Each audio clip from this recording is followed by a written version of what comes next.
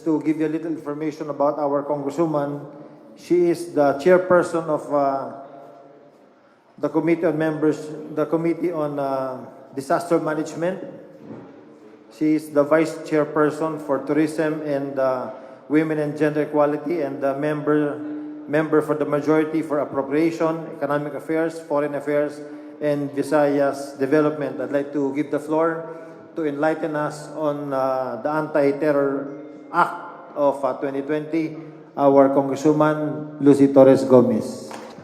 Actually, it's not yet an act now because the President has yet to sign it. But I'd like to take this chance to thank the local government unit of Ormoc, headed by Mayor Richard, for lending full support to the bill. This is one of the most contentious bills that we've had to tackle in the House. And for a while, I thought it would be best to just stay silent because we voted on it already, and then we all knew the process that it went through. But as I was looking at the rage or the anger in social media and the reasons why people were enraged and angered, it was obvious that it was coming from a sense of fear because of misinformation.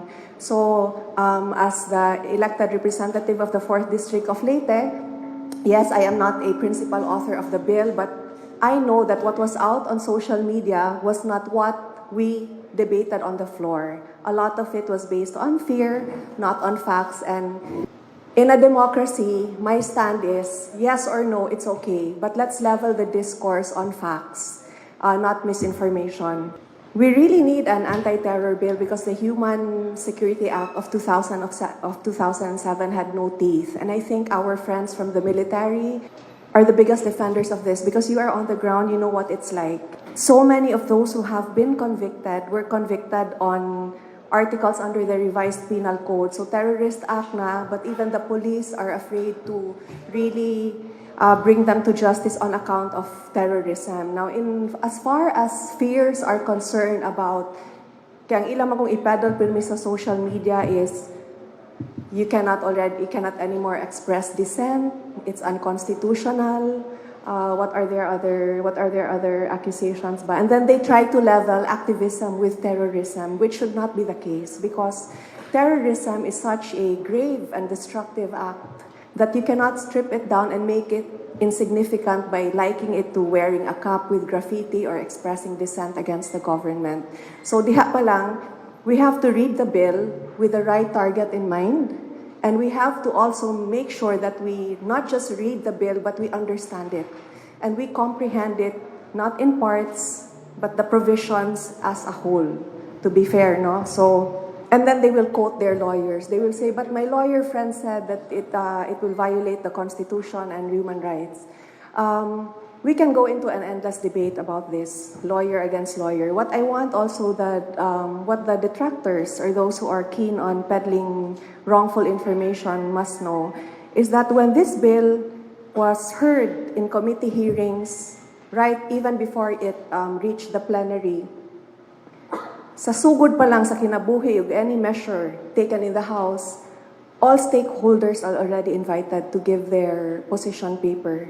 So, present diha ang human rights, the judges, the lawyers. So, we can go into endless debate about who is right, whether lawyer defending the bill, another lawyer protesting against it. But in the end, we have the Supreme Court to decide. So the bill now is in the hands of the President. It was certified as urgent. On the part of the House, we did our part. We threshed it out on the floor. And to answer accusations also of why pass a bill like this at a time of COVID. Remember, terrorists will not give us a holiday just because we are vulnerable. Terrorists will not say, uy, di na nato sila igun, uy, kay di COVID, rabayin taon na sila. No. The enemy will always attack when we are at our weakest. There is no perfect time, there is no perfect law, we only have now. No, so we must act now. The very valid fear that the law can be abused, tinuod, that is not unfounded because we have seen through the years, even before the term of President Duterte, even before the term of President Aquino, we have seen how the law has been abused.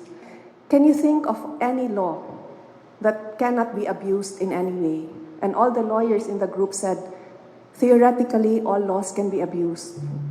So we cannot shoot it down, we cannot shoot needed legislation on that basis alone. Because if pirmi lang tayo ana, tingalig maabuso, wala na gitay mapasa nga balaod, and we will be a lawless people, we will live in a lawless country. That is why every law, having said that, that is why every law has safeguards in place to prevent as much as possible abuse. There are safeguards in place for both the accused and the possible offender. It works both ways. That is why also laws have to be revisited, because we cannot foresee intervening circumstances. We do not know how it can be abused in the future. We do not know how the terrorists think. So it will have to be revisited, either to be amended or repealed. So that is we are doing our parts as citizens. No, in the legislature we craft the laws, and then executive they implement. I ask for the support of this bill. For those who are against it, I ask that you read and comprehend it and see the value of the bill. Because now, yes, wrongful arrest is a possibility, but then we have to weigh which risk weighs heavier on the Filipino people. Wrongful arrest, but the one arrested still has legal recourse, or terrorism. Kaya karon manggod sa atong balaod, there is no preventive mechanism in place. It is all reactive.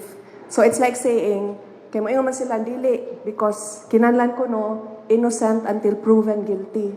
That does not work for terrorism, because by that time na-detonate na ang bomb, na anay ni buto, na anay namatay.